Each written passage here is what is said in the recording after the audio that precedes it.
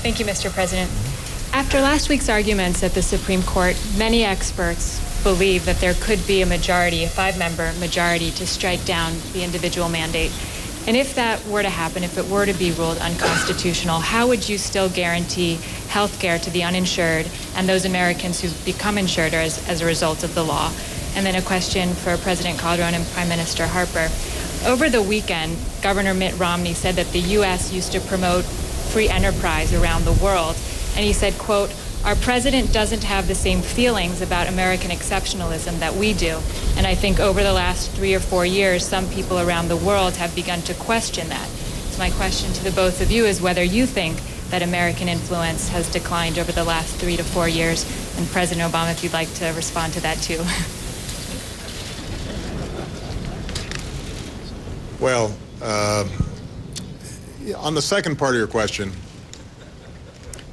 it's still primary season for the Republican Party. They're going to make a decision about who their candidate will be.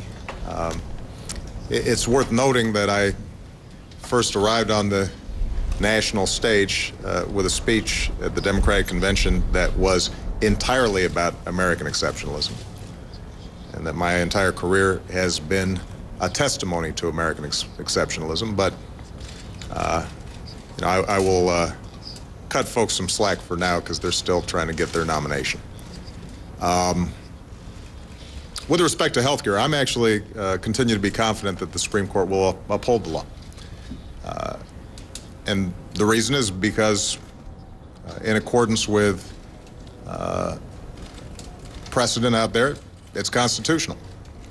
That's not just my opinion, by the way. That's the opinion of legal experts across the ideological spectrum, including 2 very conservative appellate court justices that said this wasn't even a close case. I think it's important, because I watched some of the commentary last week, to remind people that this is not an abstract argument. People's lives are affected by the lack of availability of health care, the inaffordability of health care, their inability to get health care because of pre-existing conditions. The law that's already in place has already given 2.5 million young people health care that wouldn't otherwise have it. There are tens of thousands of adults with pre-existing conditions who have health care right now because of this law. Parents don't have to worry about their children not being able to get health care because they can't be prevented from getting health care as a consequence of a pre-existing condition. That's part of this law. Millions of seniors are paying less for prescription drugs because of this law.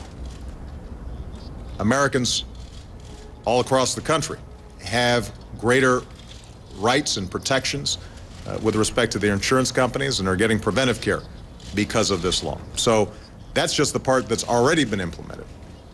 That doesn't even speak to the 30 million people who stand to gain coverage once it's fully implemented in 2014.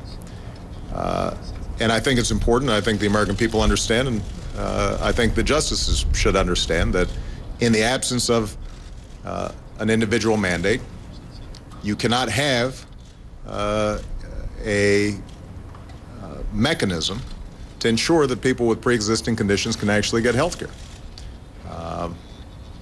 So there's not only an economic element to this and a legal element to this, but there's a human element to this. And I hope that's not forgotten in this political debate.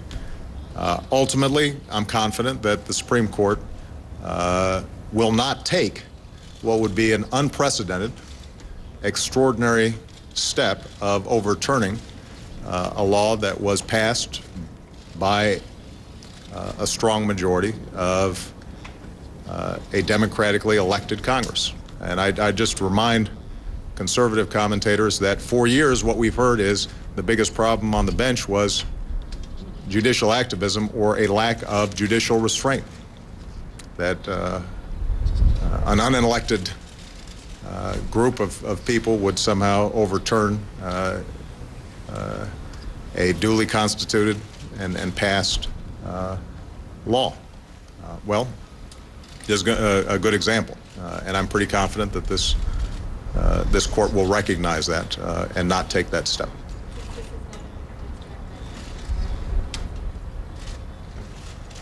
I'm sorry. You know, as I said, we are confident that this will be that this will be upheld. I'm confident that this will be upheld because it should be upheld.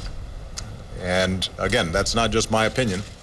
That's the opinion of a whole lot of constitutional law professors and academics and judges and lawyers who've examined this law, even if they're not particularly sympathetic to this particular piece of legislation or my presidency.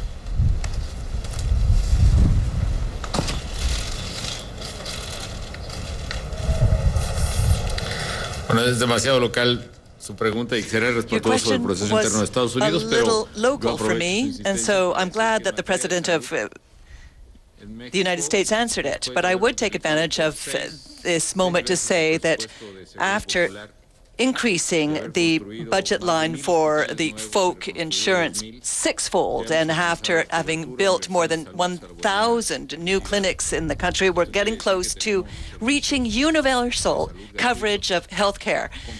Full, free health care coverage for all people up to 18 years of age, including cancer coverage of the 12 million Mexicans. 106 million will have efficient, effective, universal health care coverage.